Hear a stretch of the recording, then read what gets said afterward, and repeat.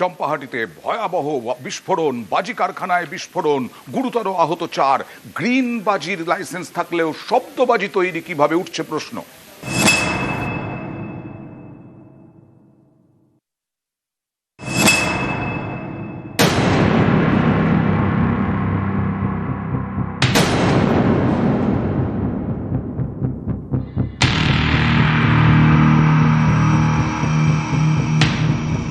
এ যেন এক ধ্বংসস্তূপ। উড়ে গেছে বাড়ির চাল,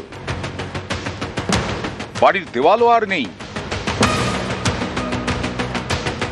বাজি কারখানায় বিস্ফোরণে সবকিছু তছনছ। দক্ষিণ 24 পরগনার চম্পাহাটির হারাল, এখানেই বাজি কারখানা। শনিবার সকালে কাজ করছিলেন 6 জন। স্থানীয়দের দাবি, তাদের মধ্যে 2 জন খেতে যান। বেলা 12টার পর বিকট শব্দে বিস্ফোরণ, পর পর 3টে।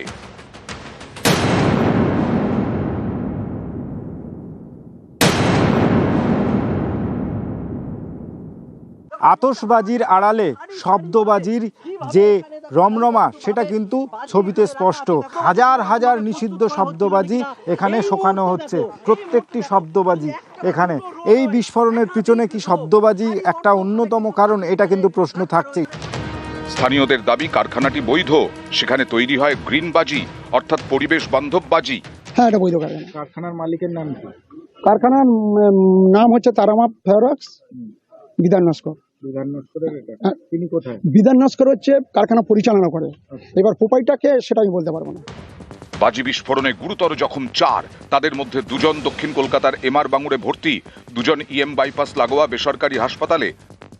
বাজি কারখানার কাজ হতো, এই দুর্ঘটনা ঘটে গেছে। আগেবার ঘটেছিল, তাও সব পুড়ে গেছে।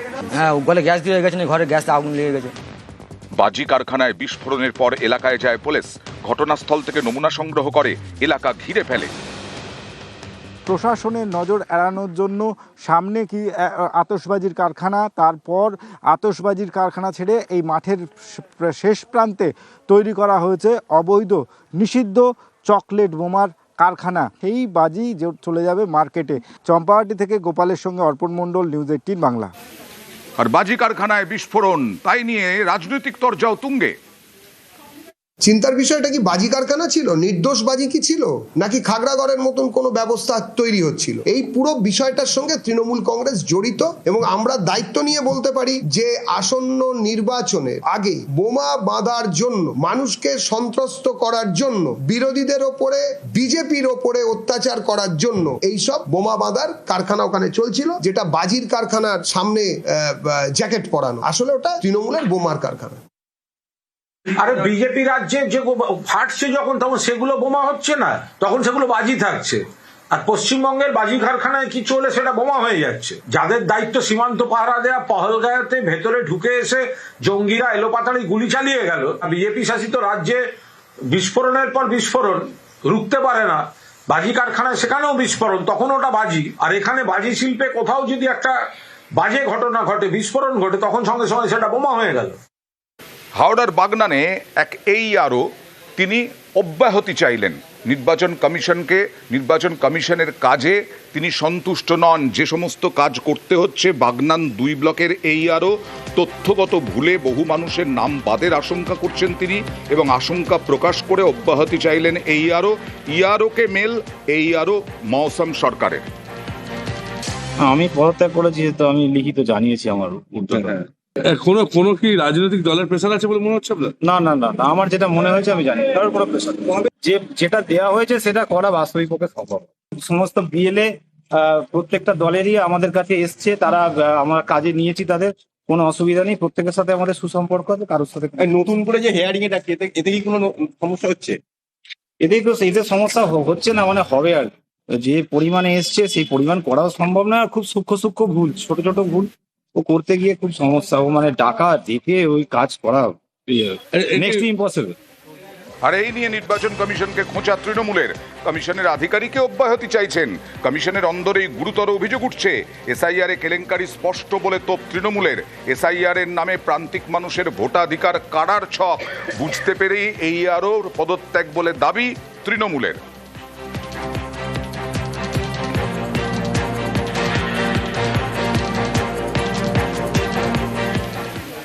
আরও 4 জন বিশেষ পর্যবেক্ষক নিয়োগ করল নির্বাচন কমিশন। এ রাজ্যে এসআইআরে আরও 4 জন স্পেশাল রোল অবজারভার নিয়োগ নির্বাচন কমিশনের।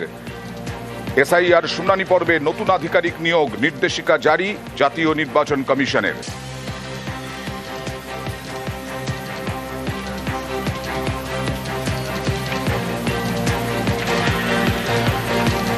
এর আগে বিএলওরা চাপের অভিযোগ করেছিলেন, অতিরিক্ত চাপে আত্মহত্যা, অতিরিক্ত চাপে মৃত্যুর অভিযোগ উঠেছে। এবার ইআরওদের অতিরিক্ত চাপ।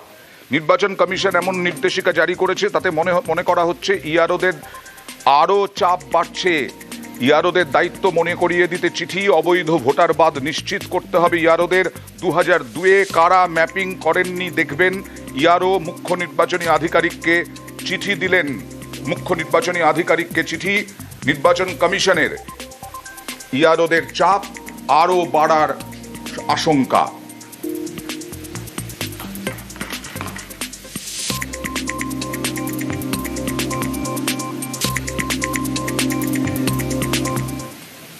আরও পরিযায়ী খুন, আবার পরিযায়ী খুন। মহারাষ্ট্রে মুম্বাইয়ে পিটিয়ে খুনের অভিযোগ। এক পরিযায়ীকে, বাংলার পরিযায়ীকে খুনের অভিযোগ মহারাষ্ট্রে আরও এক পরিযায়ী খুন। ভিন রাজ্যে মুম্বাইয়ে পরিযায়ী রিন্টু শেখকে রড দিয়ে পিটিয়ে খুনের অভিযোগ। বিহারের কয়েকজন শ্রমিকের সঙ্গে বচসার জেরে মুর্শিদাবাদের রাজমিস্ত্রিকে বেধড়ক মারধরের অভিযোগ। মুর্শিদাবাদের রানীতলার আমডহরা এলাকার বাসিন্দা রিন্টু। রানীতলায় শ্রমিকের দেহ ফিরতেই জোরালো শাস্তির দাবি পরিবারের।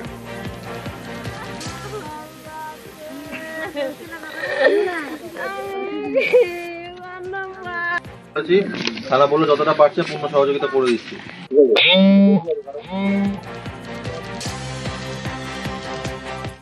ফোন করেছিল, বললো যে মারা গেছে। তিনাকে কি মেরে ফেলা হয়েছে? হ্যাঁ, মেরে ফেলা হয়েছে হাতুড় দিয়ে। কতদিন আগে কাজে গিয়েছিল? 7 মাস আগে। কি কাজে? রাজমিস্ত্রি।